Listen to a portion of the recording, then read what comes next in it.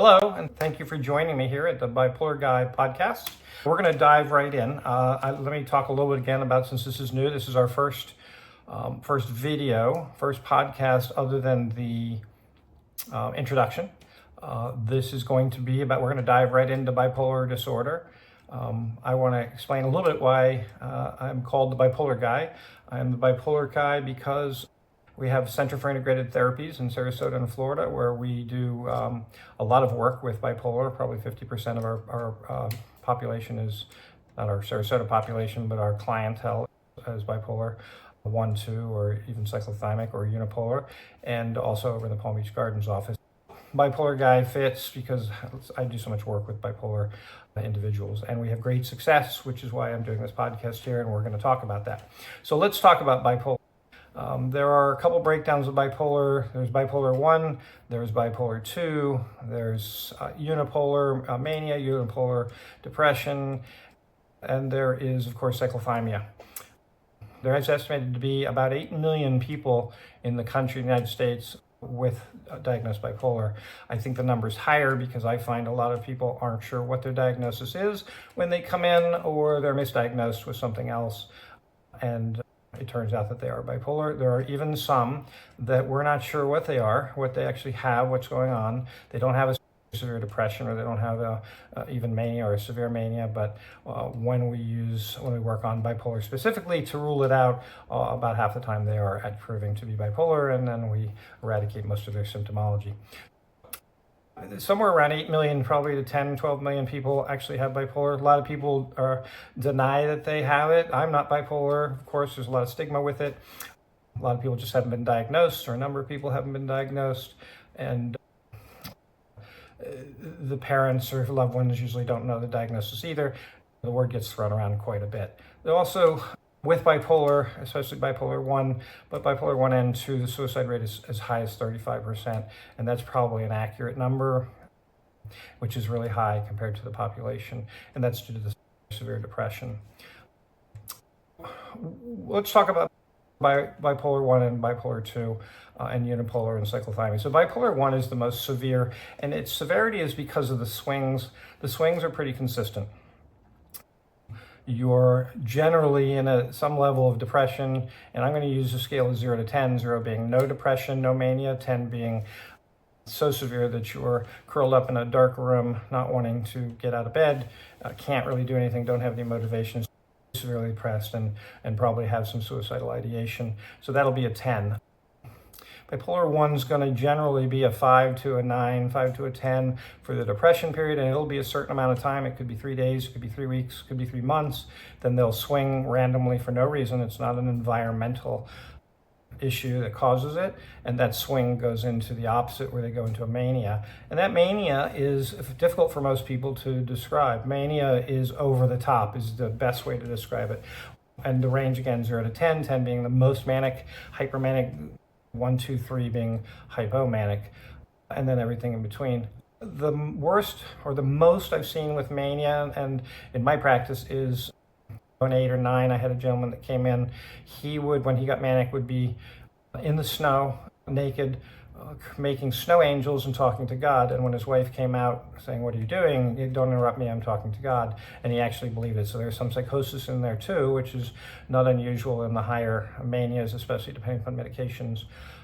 He also bought lots of jewelry and trucks, and he made a lot of money. He was very successful, especially when he was manic.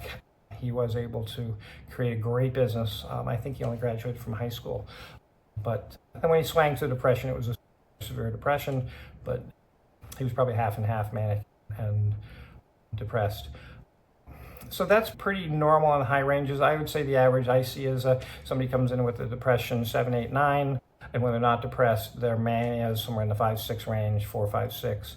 They're not usually up there where they're out spending all their money, though they are. There's also a lot of people that there's a large sexual preference when they're manic, so males might go to strip clubs or seek out prostitution or have an awful lot of sex with their or they're buying things, spending money on things that they don't need, whether it be trips or cars or boats. Or I had one gentleman who had a boat, and then the boat had to be all decked out and in all the right colors, all matching names. Everything was done to the top. Again, it's an over the top for the mania. It's not just, I feel good. It's a lot.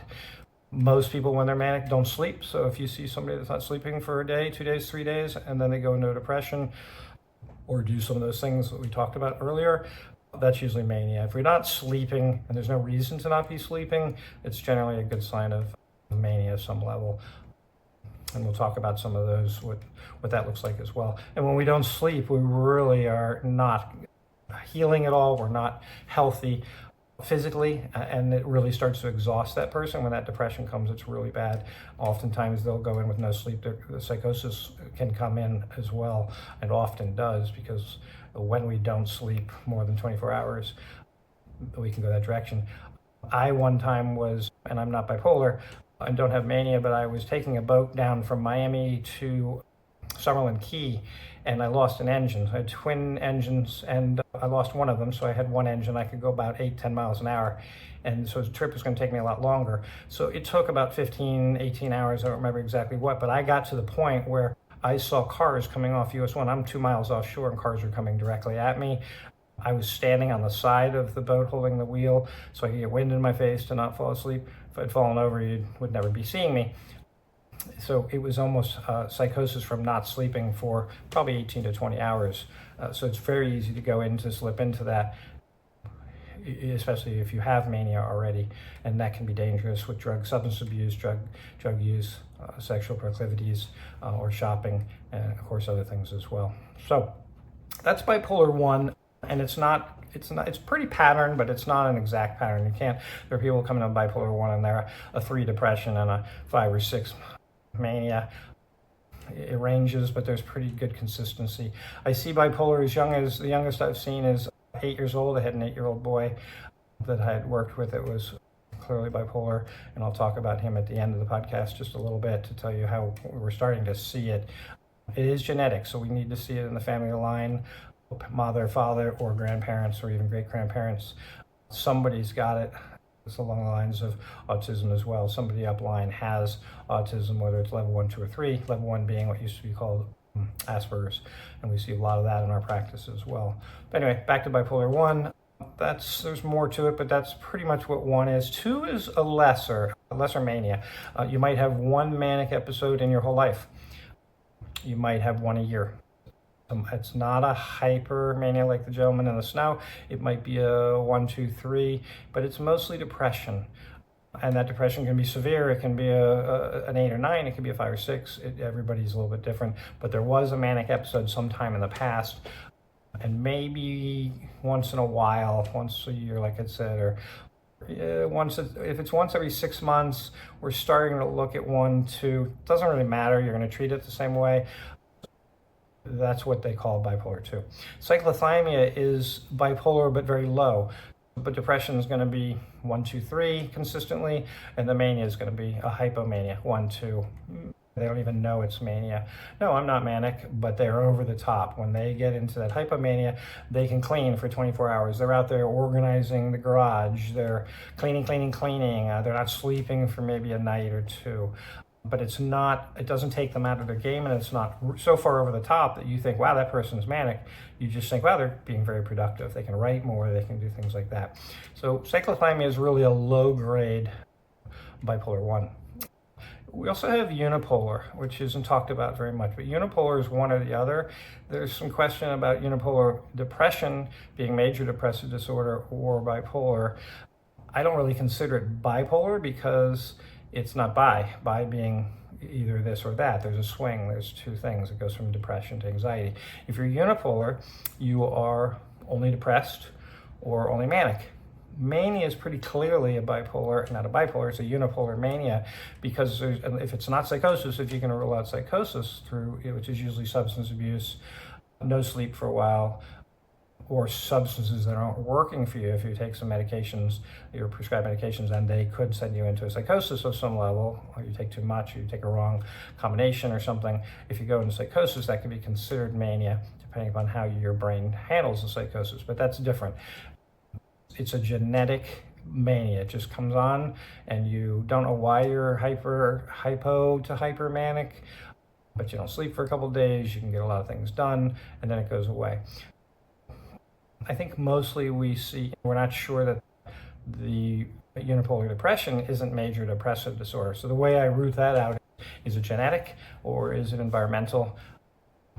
And that's, if it's genetic, if there's clearly some bipolar upline, then it's generally going to be unipolar. Again, we treat it the same way. And so would a psychiatrist. A psychiatrist for any of those is going to generally use mood stabilizers. And there's a number of those and adding more every year. And those mood stabilizers can be helpful to stabilize that person. If their mania is a 6, 7, 8, something like a lithium is going to bring that down maybe to a 1, 2, 3. Some people describe it as being bubble wrapped. Same with depression. If your depression is an 8, it's going to bring you up to or down to a 3, 4. And that's really helpful for somebody, especially when they're suicidal. Most people that come into my office are on medications. The highest I've ever seen is 23. The average is 6, 7, somewhere in there. 6 different medications, 7 different medications, unless they were just diagnosed, and then it's usually 2 or 3.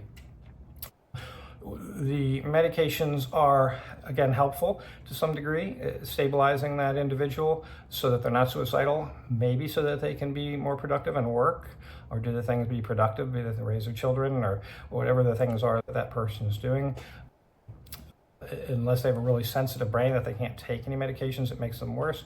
It's generally going to be stabilizing, but it's not restorative. It's not curative. Medications, psychotropics don't for anything, PTSD, autism, anxiety, depression. There's psychotropic medications that are effective, but they're not curative. They don't knock it out, so to speak. Some people do well on medications, but there are lots of side effects, especially the longer you go. Lithium, for instance, almost always has what's called tardive dyskinesia, which is tremors. You'll see the people, they'll have shakes, and it could be their hand shaking, almost like a Parkinson's tremor. It could be their legs, and it's not a nervous tic, it's a tremor. I've had people even with their head. I had one woman who had her head constantly when you're talking to her was shaking no with the tremors. And again, that's part of the lithium. And we have great success with getting rid of tremors, even with Parkinson's. We've done some good work with Parkinson's as well, and we'll get into that later. But back to bipolar, the medications are helpful. The first line is generally psychiatry. You go in to see a psychiatrist, and the psychiatrist will put you on, find the right mood stabilizers for you to stabilize that person. And then the next step, they're going to send you to a therapist. And the therapy is helpful for the cognitive things. It's not going to get rid of your bipolar, nor is the medication generally. Again, not curative, but it's helpful, it's support. As is exercise, doing yoga, walking around the block, going to work out, riding a bike. All of those things are helpful for the brain with bipolar and other as well. The problem is most people, when they're depressed, aren't interested in doing any of those things. They're also generally taking other things like marijuana, smoking a lot of marijuana, which is a depressant, and they're also often drinking, which is also a depressant. We usually see comorbidity with bipolar, and that's usually a substance abuse, PTSD, which could be, both of them could be at the same time. We'll often see post-traumatic stress disorder with bipolar, or anxiety and anxiety disorder along with that too, but we see that's usually tied into some level of trauma at some point because they've had a traumatic life living with bipolar. And generally, if they're bipolar, somebody in the house when they were a child was bipolar, mom or dad, or if not both. And that makes for a lot of chaos, which can be traumatic for the individual. It seems like bipolar usually doesn't turn on, so to speak, unless there's something going on like a traumatic event, even a concussion. So oftentimes we don't see bipolar kick in until 25 or so, 23, 24, 25. But we are seeing now, we're seeing that kids younger do have it as well, and it comes out differently. Generally with boys, it's a violence that you wouldn't expect in an 8, 9, 10-year-old threatening the mom or dad and punching walls. Unless there's severe trauma, that's generally going to be a bipolar disorder. So again, you would look to see the genealogy. If there's no bipolar upline, it's probably some level of trauma, and of course we would work with that client with the trauma as opposed to bipolar. Sometimes with bipolar, we'll see, again, like I said, we don't know, but we do have a way to, if the protocol we're using doesn't help at all, then we know that person is not bipolar, they're probably major depressive disorder or something else, and we work through to find that so we can help eradicate that as much as possible as well. So that's some of how we diagnose. We do a lot of diagnostics in our office because people, even though they come in with a diagnosis, aren't really sure. I'd say 50% of the population that says they have been diagnosed with bipolar don't believe it or aren't sure, and they really want to know. And we need to know, because if we're going to treat them, we need to know what's actually going on, because we're looking for the root of the problem so we can help resolve it as much as possible, as opposed to just treating the symptomology. We talked about medications, talked about psychosis. So psychosis can be a problem. Obviously, and that's that high, if we have a really high level of mania, oftentimes it'll start to look like psychosis, like the gentleman in the snow, and it may be psychosis. It's usually combined with very little sleep. You go like I said, 2, 3, 4 days without sleep, it's going to be a problem.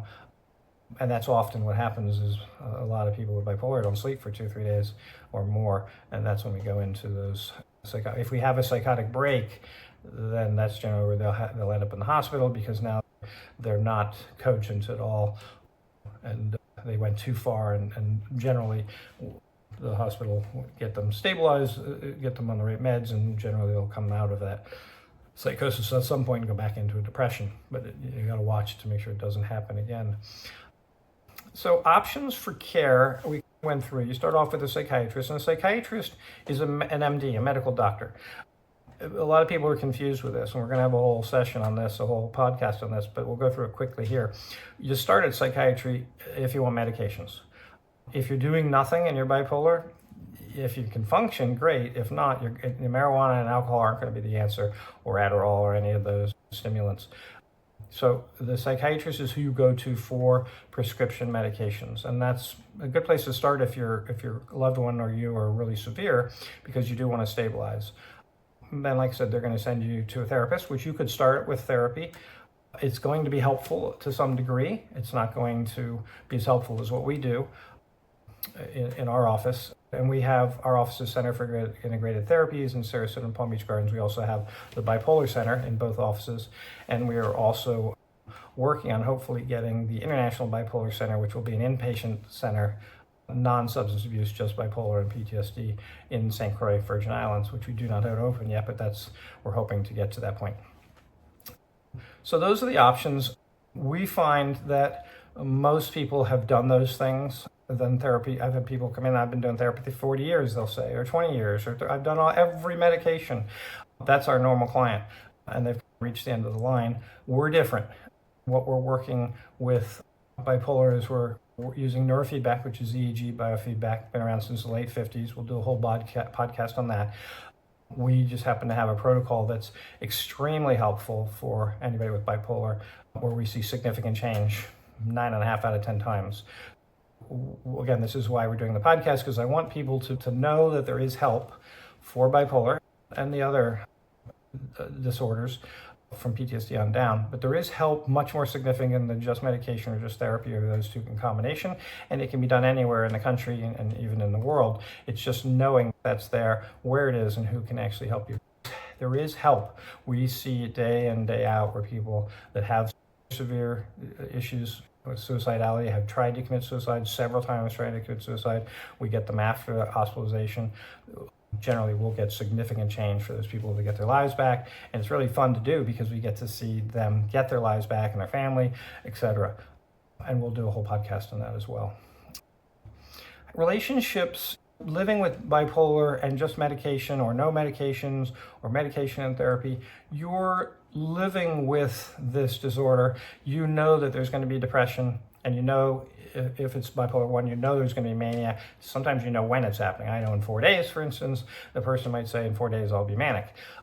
It's a pretty regular schedule. Not always, but it's pretty regular. If you're bipolar 2, you may never get manic again, and you wish you did, because people that are bipolar generally look forward to mania because it feels better. It doesn't feel as bad. They don't, like I said, they're not usually suicidal. There's not usually suicidal ideation with mania. It's the severe depressions.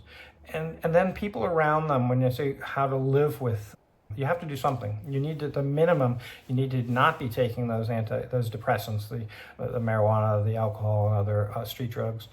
I know marijuana is legal now, but still it is a depressant, and now it's much stronger.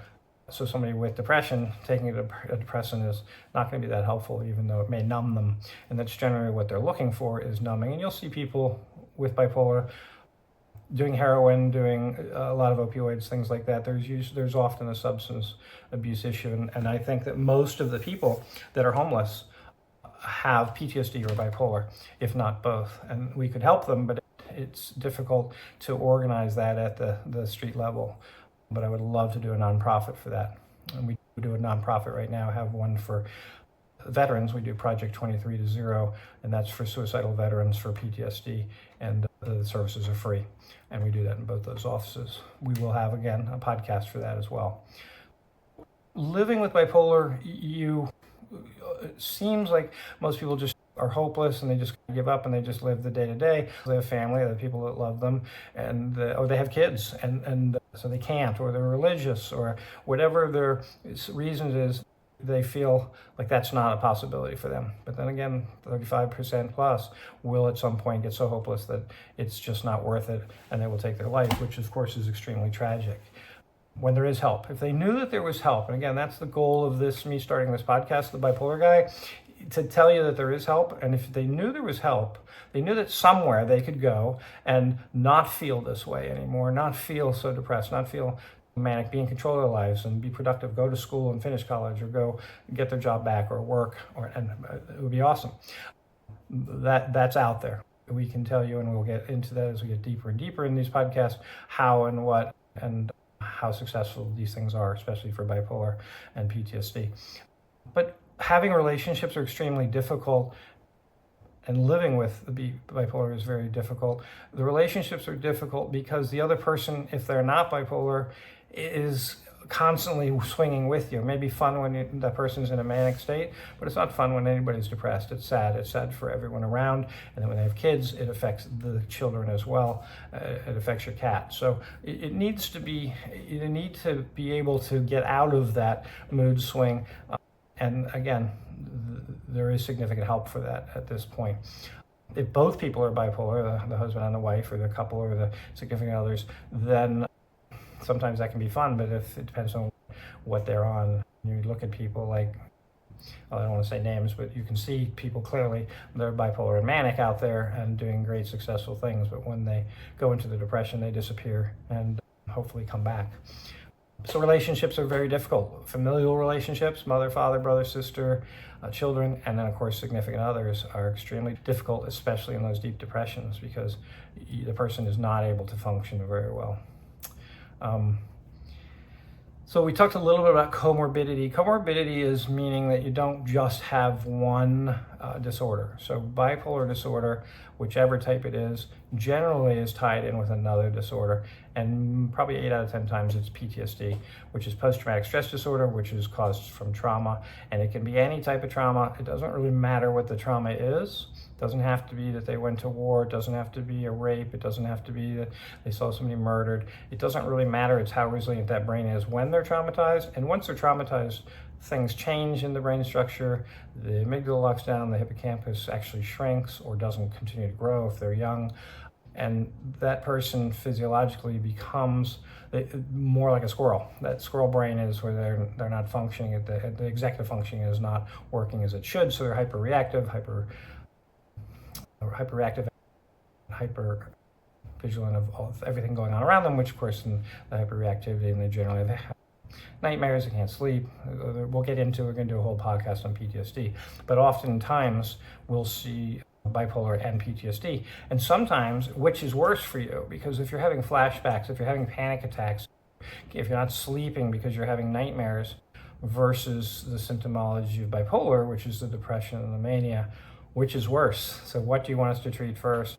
And we're going to need to work on both, because they are different parts of the brain and different approaches to try to create significant change for that person. But that's not unusual. Also substance abuse. And the substance abuse comes from needing to self-medicate comes from needing to feel numb, to escape, to feel better. And that's a general consensus as well. When I smoke pot all day, I feel I get distracted enough, or I'm numb enough, or I don't feel the pain of being depressed, or even all the way up to heroin or more of their medications, more alcohol, whatever they're doing. It's all in the chase of feeling good, feeling normal, whatever that feels like for that individual. But that's pretty clear across the board. So it could become an addiction depending upon their genetics, because if they're predisposed to addictive behaviors, it's much easier for them to now become addicted to that alcohol or whatever drug they're taking. And so you have that problem as well. And again, can be helped. It's just that much more work. But the comorbidity is generally a PTSD with bipolar or a severe anxiety disorder. So people will say, I'm depressed, but I'm also anxious. And that's really debilitating, or manic and anxious as well, and where they're having maybe a panic attack or something along those lines.